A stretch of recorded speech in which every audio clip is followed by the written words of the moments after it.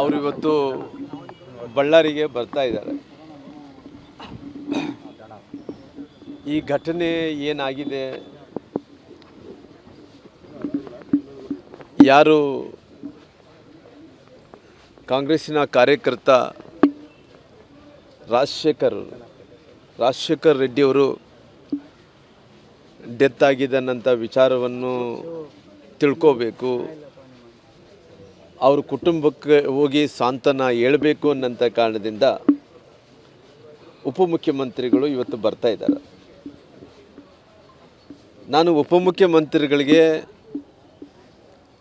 ಅವರು ಈ ರಾಜ್ಯದ ಉಪಮುಖ್ಯಮಂತ್ರಿಗಳಾಗಿರೋ ಕಾರಣ, ಸರ್ಕಾರದ ಉಪಮುಖ್ಯಮಂತ್ರಿಗಳಾಗಿರೋ ಕಾರಣ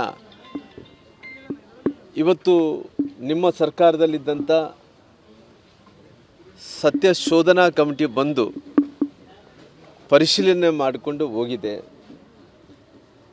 ಪರಿಶೀಲನೆ ಮಾಡಿಕೊಂಡು ಹೋದ ನಂತರ ಪುನಃ ನೀವೇನು ಮಾಡ್ತೀರಿ, ಅದರಿಂದ SIT ಕೊಡ್ತೀರಿ. SITಗೆ ಕೊಟ್ಟ ನಂತರ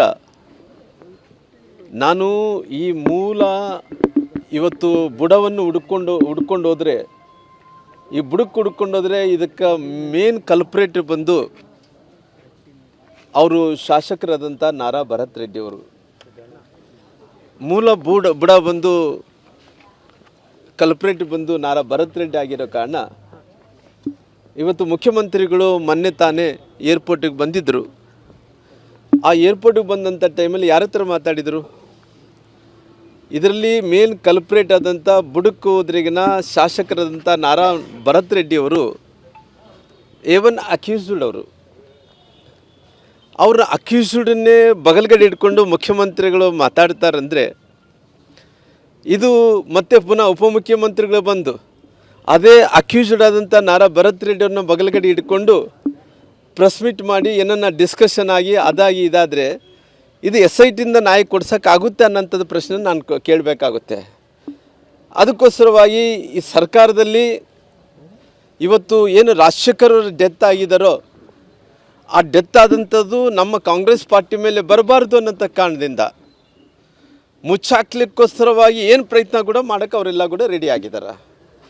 ನಾನು ಉಪಮುಖ್ಯಮಂತ್ರಿಗಳು ಬರಲಿ, ಬಂದಂಥ ಟೈಮಲ್ಲಿ ನಾರಾ ಭರತ್ ರೆಡ್ಡಿ ಅವ್ರನ್ನ ಬಗಲ್ಗಡೆ ಕೂಡ್ಸ್ಕೊಂಡು ಪ್ರೆಸ್ ಮೀಟ್ ಮಾಡ್ತಾನ, ಇಲ್ಲ ಅವ್ರನ್ನ ಬಿಟ್ಟು ಪ್ರೆಸ್ ಮೀಟ್ ಮಾಡ್ತಾರ ಅನ್ನೋಂಥದ್ದು ನಾವೆಲ್ಲರೂ ಕೂಡ ನೋಡಬೇಕಾಗಿದೆ.